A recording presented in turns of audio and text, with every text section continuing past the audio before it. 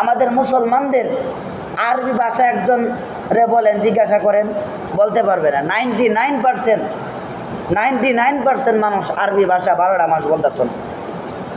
অথচ ইংরেজি বলেন, দাঁত পড়ে গেছে মুরব্বী বুড়া বুড়ি, সে ইংরেজি মাস পটপড়ায় বলতে পারে কি না বলেন?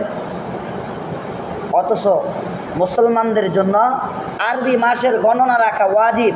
কেননা যত আমল আছে, আমলের সম্পর্ক কিন্তু আরবি মাসের সাথে, ইংরেজি আর বাংলা মাসের সাথে কোনো কি নাই, সম্পর্ক নাই। কথা বলেন ঠিক কিনা? আমরা ঈদ পালন করি ইংরেজি মাস দিকে না আরবি মাস দিকা? আরবি মাসের চাঁদ দেখা। রোজা রাখি আরবি মাসের চাঁদ দেখা, আবার রোজা ভাঙি আরবি মাসের চাঁদ দেখা। মুহররম মাসের অন্যান্য ইবাদতগুলো করি মুহররম মাসের চাঁদের কথা শুই না বা চাঁদ দেখা। এবং শবে মেরাজ বলেন, শবে কদর বলেন, লাইলাতুল বারাত বলেন, সব মুসলমানদের যত আমলের কাজ আছে সবগুলো কি করি ফেব্রুয়ারি আর জানুয়ারি মাসে, না এপ্রিল মে মাসে, না আরবি মাসের চাঁদের সুরত বা চাঁদের নির্দিষ্ট তারিখ যায় না? বলেন, চাঁদের নির্দিষ্ট তারিখ যায় না। তার মানে বোঝা গেল মুসলমানদের সম্পর্ক কিসের সাথে? আরবি মাসের সাথে।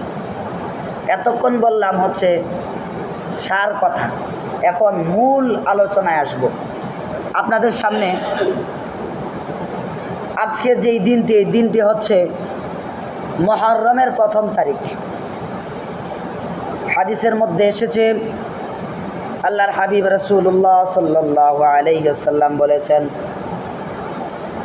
যে আল্লাহ সুবহানাহু ওয়া তাআলা এই পৃথিবীর মধ্যে, এই পৃথিবীতে যত মানব দানব যত কিছু সৃষ্টি করেছেন, আল্লাহ সুবহানাহু ওয়া তাআলা এই দানবের মধ্যে থেকে, মানবের মধ্যে থেকে আল্লাহ তাআলা সর্বপ্রথম মানুষদেরকে সৃষ্টি করেছেন একমাত্র এই মুহররম মাসে। বলেন সুবহানাল্লাহ। কোন মাসে সৃষ্টি করেছেন? মুহররম মাসে। অন্য ইংরেজি মাস ফেব্রুয়ারি মাসে না, জানুয়ারি মাসে না, এপ্রিল মাসে না, মার্চ মাসেও না, জুন মাসেও না, জুলাই মাসেও না। আল্লাহ তাআলা মানব জাতিকে সৃষ্টি করেছেন এই মুহররম মাসে। আল্লাহ তাআলা ফেরেশতাদেরকে ডাক দিয়ে বলতেছেন, ওয়াইদ ক্বালা রাব্বুকা লিল মালাইকাতি ইন্নী জাইলুন ফিল আরদি খলিফা। ও আমার ফেরেশতারা, আমি দুনিয়ার জমিনে মানুষ সৃষ্টি করতে চাই, তোমরা কি বলো? ফেরেশতারা বললেন, আল্লাহ দুনিয়াতে তো এক জাতি সৃষ্টি করে পাঠাইছেন, জিন জাতি। এই জিন জাতি মানুষের থেকেও খারাপ। এই জিন জাতি একজন আরেকজনের সাথে মারামারি কাটাকাটি করে রক্তপাত ঘটায়। সুতরাং মানুষদেরকে যদি সৃষ্টি করেন, মানুষরাও এই জিন জাতির মতো হয়ে যাবে। তারাও দুনিয়াতে গিয়ে মারামারি কাটাকাটি হানাহানি রক্তপাত ঘটাবে, তারাও আপনার নাফরমানি করবে। সুতরাং না বানাইলেই ভালো হয়। আল্লাহ তাআলা বললেন, ক্বালা ইন্নী আ'লামু মা লা তা'লামুন।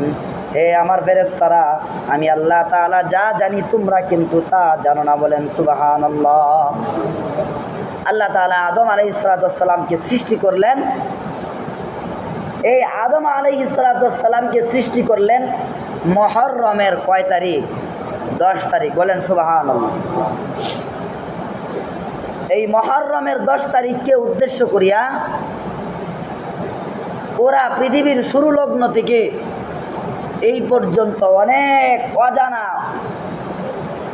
অজানা কাহিনী ঘটছে, অজানা কিছু ঘটে গেছে, যেগুলো আমরা হয়তো জানি না। না জানার কারণে এই মুহররমকে উদ্দেশ্য করে আমরা কি করি? অনেক কুসংস্কার বেদাতি কাজ করি। ঠিক কিনা বলেন? হ্যাঁ, অনেক কুসংস্কার বেদাতি কাজ করি।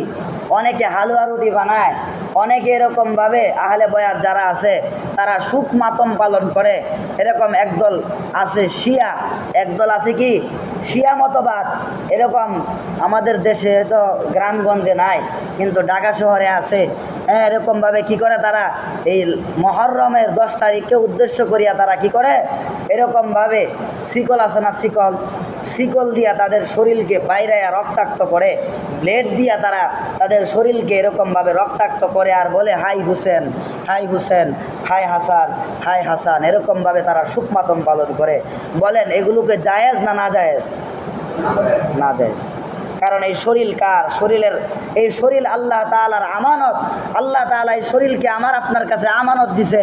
এই শরীরকে কাটার, রক্তাক্ত করার তৌফিক বা ক্ষমতা কাউকে দেয় নাই, ঠিক কিনা বলে? সুতরাং সুখ পালন করার দরকার এমনি না নিজের কাইটা আর হাই হুসেন কোয়া না, বরং সুখ পালন করা এরকমভাবে করতে হবে। কিভাবে? বলে ইবাদতের মাধ্যমে, রোজা রাখার মাধ্যমে। বলেন সুবহানাল্লাহ।